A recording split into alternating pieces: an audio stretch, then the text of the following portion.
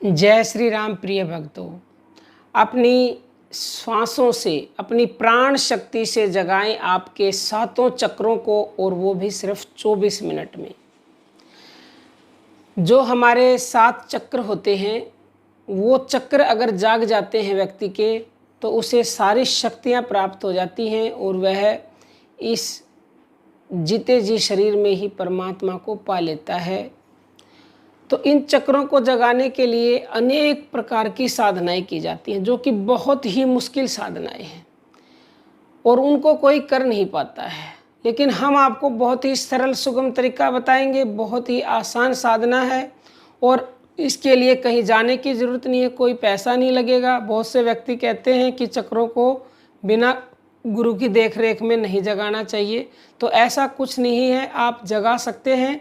और आपका कोई प्रश्न हो तो हम बैठे हैं उसका उत्तर देने के लिए, आपकी मदद करने के लिए। किसी भी समय आप हमसे अपने प्रश्नों का उत्तर पा सकते हैं। करना क्या है, देखो, जो हमारे ये चक्कर होते हैं, जो हमारी कुंडलिनी शक्ति होती है वो नीचे होती है।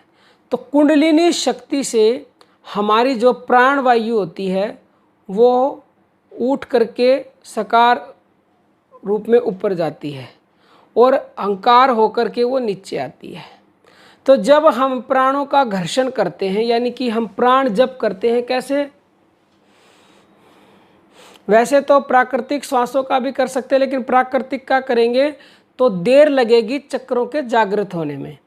तो हर चक्र में जो है, हर एक देवता का वास होता है। जैसे मूलाधार में गणेश का है, नाभि चक्र में विष्णु भगवान का है, माँ लक्ष्मी का है। ऐसे ही सब चक्रों में अलग अलग देवी देवताओं का वास होता है। तो इन देवताओं के लिए सांसें निर्धारित होती है। जैसे फॉर एग्जाम्पल, आप गणेश भगवान मूलाधार चक्र को जागृत करना चाहते हो तो प्रतिदिन 600 श्वासें गणेश जी के नाम की, और सभी की अलग अलग श्वासें हैं ऐसे ही। तो आप गिनती मत करो, बस आप अपनी आती जाती श्वासों का घर्षण करते रहो, उनसे आपके सारे चक्र ही जागृत हो जाएंगे। और अगर आप थोड़ी लंबी और गहरी सांस लेंगे ऐसे,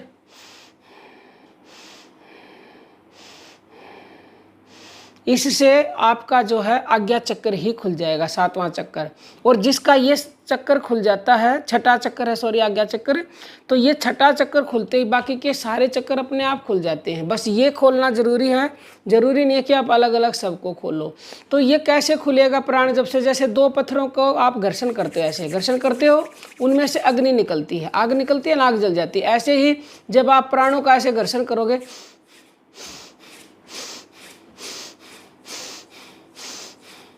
तो आपके यहाँ वाइब्रेशन महसूस होनी हो जाएगी, स्पंदन होगी। यहाँ स्पंदन होगी तो अग्नि प्रकट होगी, अग्नि प्रकट होगी यानी आपका आज्ञा चक्कर खुलेगा।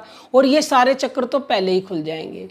मेन ये है, अगर ये भी किसी का पहले खुल गया, किसी एक आध साधक का सबसे पहले यहाँ ऊर्जा आ जाती, किसी किसी की यहाँ भी आ जाती, ऊपर चली जाती, उसके प्रारब्ध की वजह से।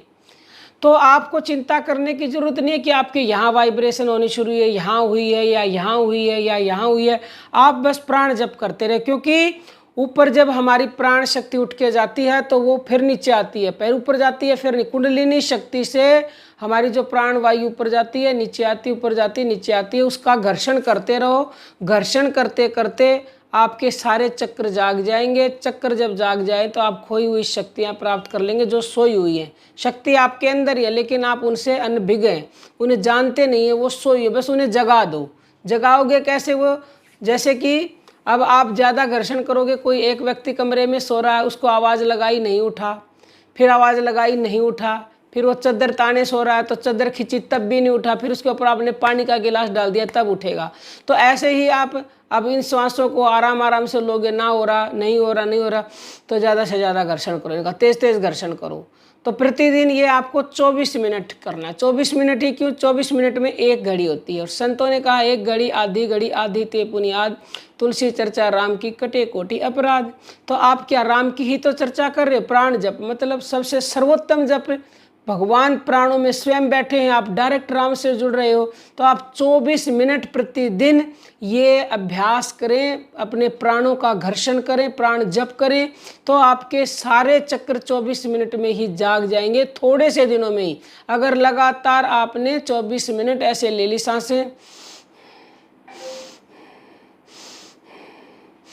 अगर सांसों पर ध्यान, वैसे तो सांसों पर ध्यान देना है, लेकिन किसी का सांसों का ध्यान छूट गया है, ये लय हो जाता है, तो फिर आवाज़ सुने खाली और ध्यान आज्ञा चक्कर पर रखें।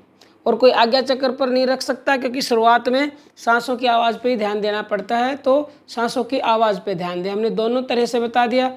फिर भी आपका कोई प्रश्न हो आप कमेंट कीजिएगा, हम उसका उत्तर जरूर देंगे। एकमात्र उद्देश्य है आप भक्ति के मार्ग में बिना विघ्न के आगे बढ़ें और अपना कल्याण करें। अब हम अपनी वाणी को विराम देते हैं। जय श्री राम प्रिय भक्त।